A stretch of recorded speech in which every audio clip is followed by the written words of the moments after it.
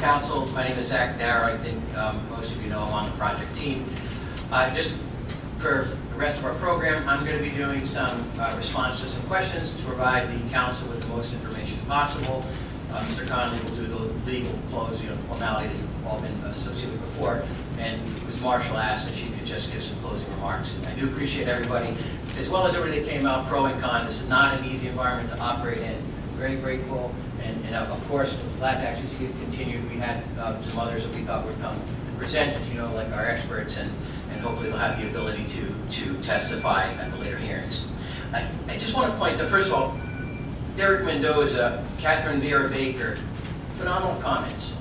Phenomenal comments because they both ended with, vet this, look into this. The marshals have constantly said, please give us feedback. So let's talk about some of the feedback that came out tonight. The council just needs to follow the process, the law, fact check. You were told about a 3,500 person petition. We requested it, we were denied it. We've checked the public comments multiple times. Excuse me, it's my time, thank you. We requested multiple times. We did work with folks to check the comments. We've never had a hit of over 50% East Providence residents. I opened myself up to be countered by production of the petition.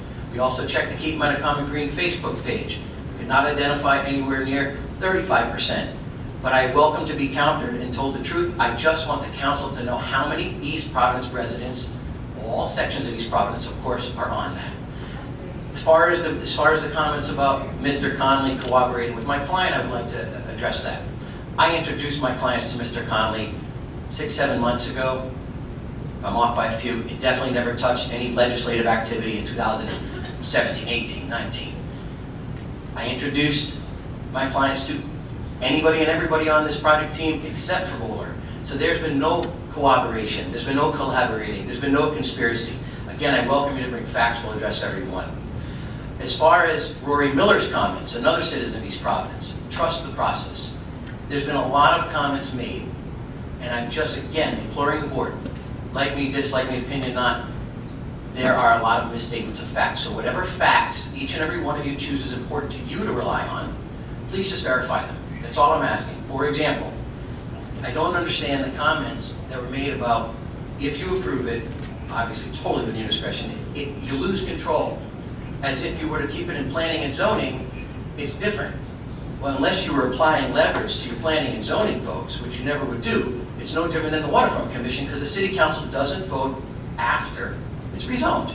And just like the Waterfront Commission, the Planning Board and the Zoning Board are appointed. And in the Waterfront Commission process, this does go back before the City Planning Board.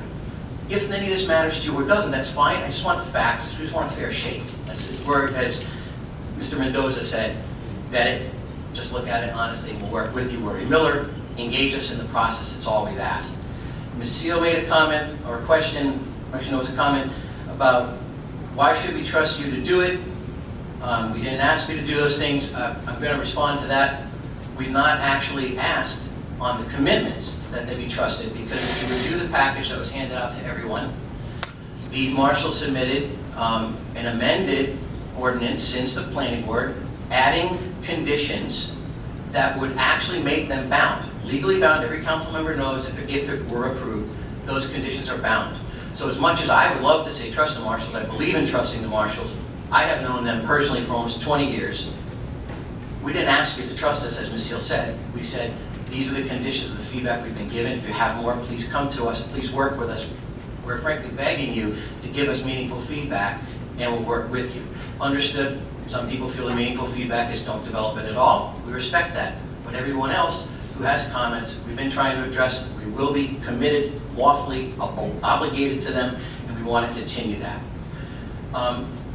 The open space comments, we're just struggling, members of the council, with the comments about, keep it open space, you're not giving us anything. Our wildlife expert will testify that he believes just the 32-acre Cove area provides significantly more important wildlife refuge than does 117 above water acres with golf balls flying at over 200 miles an hour in golf carts.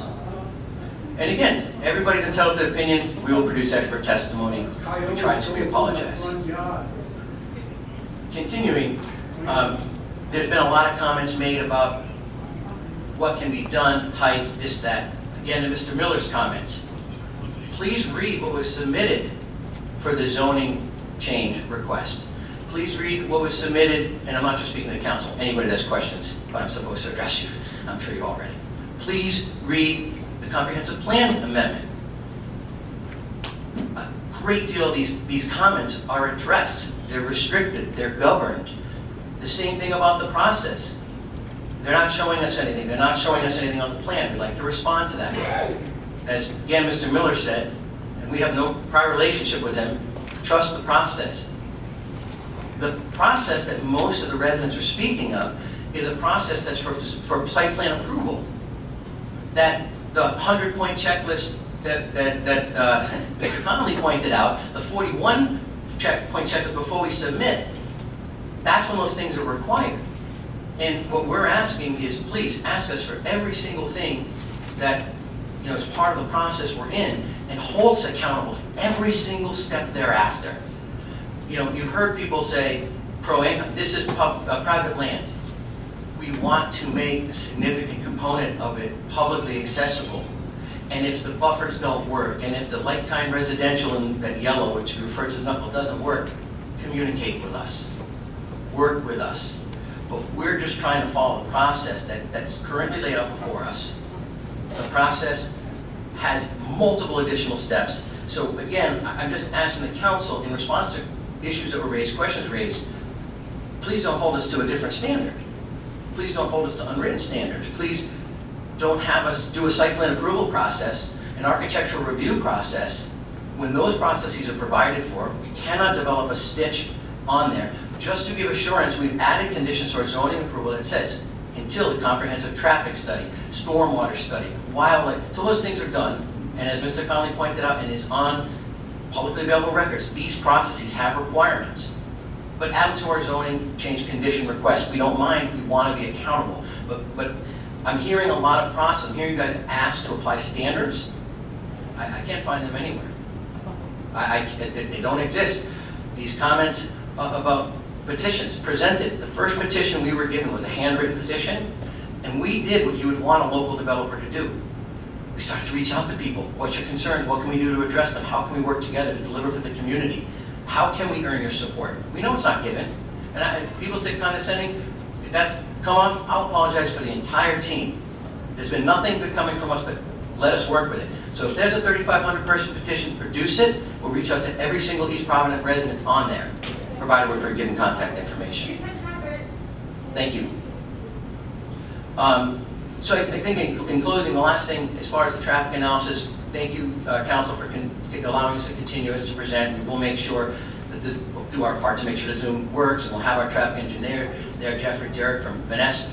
But I think the last comment that's been missing when people talk about opportunities and infrastructure and taxes, two last comments and then I'll turn it over. One, the yield analysis that's provided, that's the analysis that says what can go on acreage based on current zoning or requested zoning, is delivered to the city. The city departed, I don't know when, but they have proprietary software that determines tax valuations, direct impact, indirect economic impact, jobs creation. We purposely in our presentation put 8 to 10 million. If any of you go and pull it from the Office of Economic Development in the city of East Providence, it says 10.9 million. And we just didn't want to think you thought we were doing anything like that. So the truth is that's generated by the city's economic development director, I apologize, Mr. Moran, and software that the city invested in so you didn't take developers' numbers. And the last thing has to do with the economic benefit that we're trying to produce here that there's been a lot of pushback on. We're not suggesting that we're the solution for all the problems. We're suggesting that if you work with us, we'll contribute meaningfully. And meaningfully, we heard open space was an issue, we heard connectivity to Pierce Fields and the pond around it. Every comment that's been raised except for don't develop it, we listen to the economic data we provide to the city, yield we provide to the city, they generate the data. If there's an issue with it, We're happy to talk about it, we're happy to work with the city, but I just don't want this spin to be put on it, that the marshals worked with Mr. Connolly many years ago, and they did this, and they know this, and there's backroom deals. I brought everyone together, I take responsibility, and there's been no such thing. So with that, I would like to turn over to Mr. Connolly for the legal conclusion, and Ms. Marshall for the complete remarks. And I do seriously thank you very much for the continuance that you keep me in open mind, and we're grateful. Can any of us rebut something he said or not? Well, we're going to continue. We're going to let them finish off, and then we're going to end it at this point.